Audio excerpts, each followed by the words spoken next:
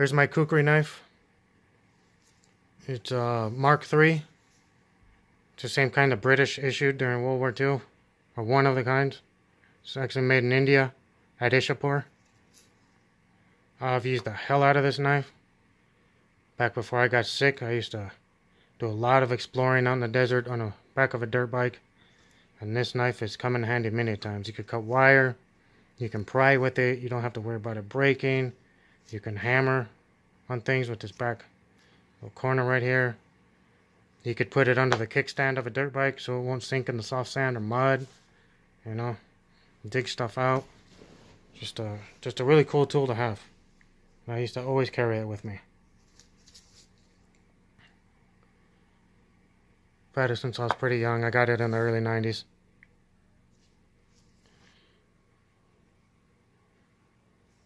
There's a welded cap on here. But it's got a full tang, unlike a lot of, older kukri knives. Or they just have a thin tang that fits into the blade, into the handle. And this thing has a full tang. You could see part of it right there. The tang's as wide as the handle is. And I've got some twine wrapped over it, some tape to hold the twine on. It takes a bit of the shock out when you hit something hard like a log. I've even split wood with this. Anyway, I actually found the paperwork for it.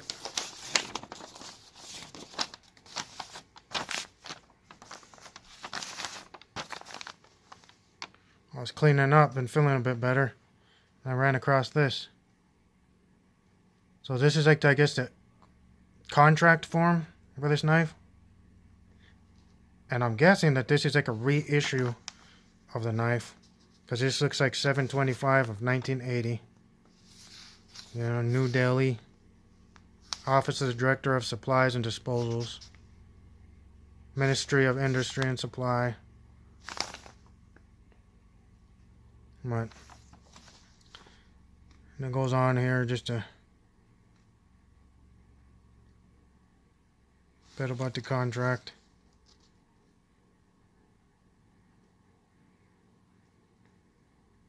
It's been a while, I don't know.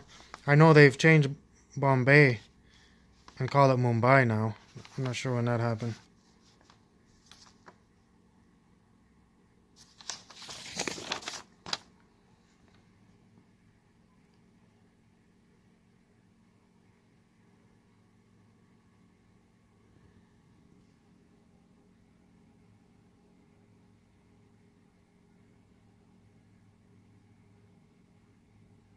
Let me see what this says. Does this say the President of India? And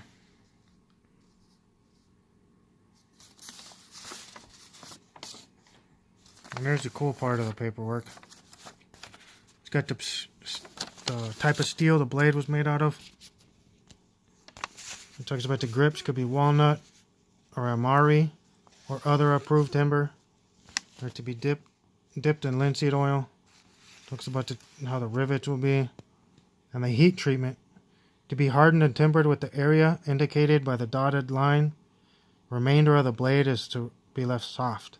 Now, kind of like a samurai sword. The outer edges of it will be hardened. And the inside will still be soft. That way you can take the shock without breaking. Talks about the hardness of it. It'll be polished, whatnot. Hardened and tempered to purple.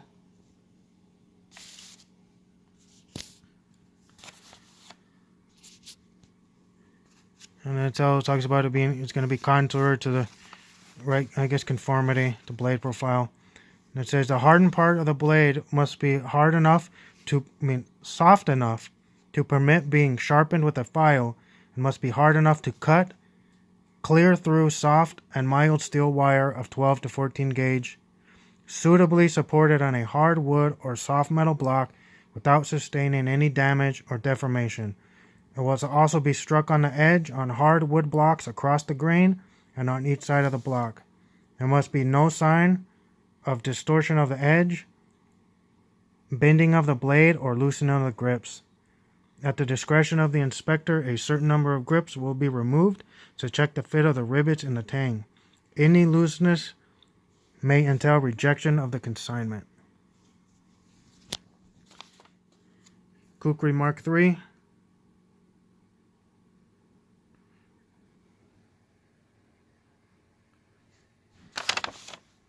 Right there, Ishapore.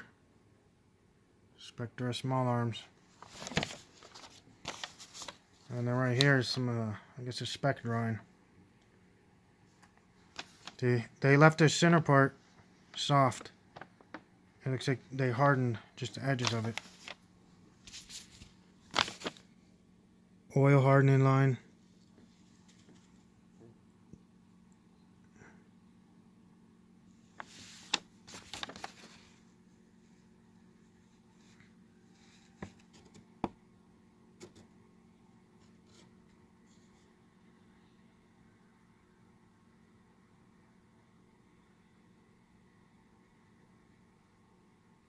A year of manufacture to be marked.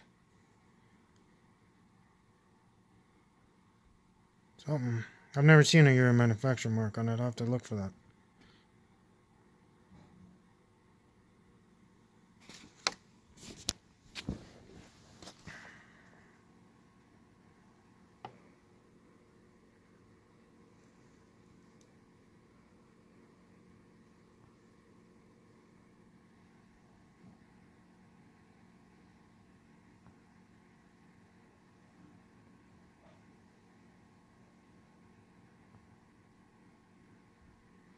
Alright, I thought this was pretty cool. I wasn't sure I'd ever find this paperwork again. And I don't see much about these.